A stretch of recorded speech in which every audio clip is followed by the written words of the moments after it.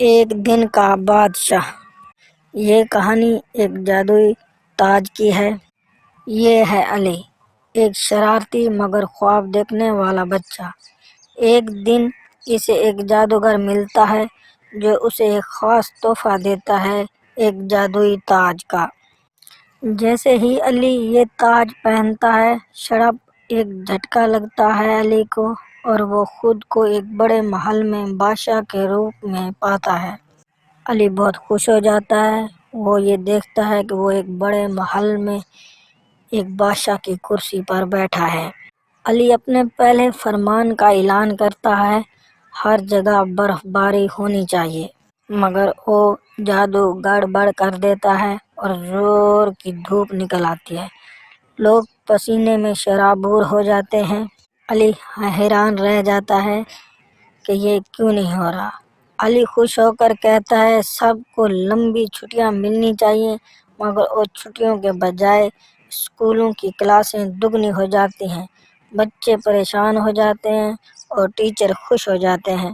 ایک چھوٹی بچی علی کے پاس آتی ہے اور کہتی ہے بادشاہ سلامت، ہماری گلیاں بہت گندی ہیں، صفائی کروا دیں۔ علی فوراً حکم دیتا ہے صفائی کے لیے روبوٹ بھیجو، مگر وہ یہ روبوٹ صفائی کے بجائے اور زیادہ کچرا پھیلا دیتے ہیں۔ سب لوگ اکٹھے ہو جاتے ہیں اور بادشاہ کے پاس آتے ہیں اور علی کو کہتے ہیں کہ ہم بھوکے ہیں، ہمیں زیادہ پیسہ چاہیے۔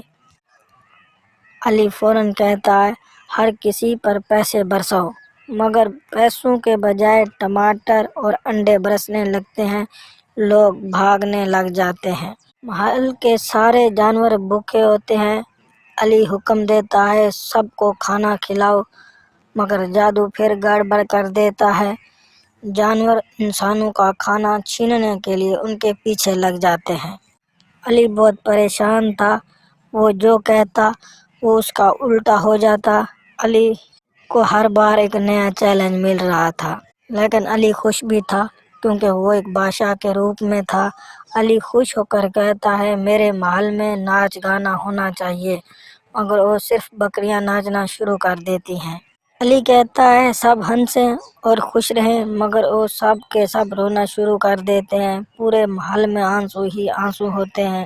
علی پھر حکم دیتا ہے ہر چیز کو رنگین بنا دو، مگر جادو غلطی سے ہر چیز بلیک اینڈ وائٹ کر دیتا ہے، جیسے پرانی فلمیں۔ علی پھر حکم دیتا ہے محل کے تالاب کو شربت سے بھر دو، مگر شربت اتنا چپچپا ہوتا ہے کہ لوگ پھنس جاتے ہیں۔ علی پھر کہتا ہے میرے محافظوں کو خاص ڈانس سکھاؤ، مگر محافظ بادشاہوں کے بجائے مضحکہ خیز ڈانس کرنے لگتے ہیں۔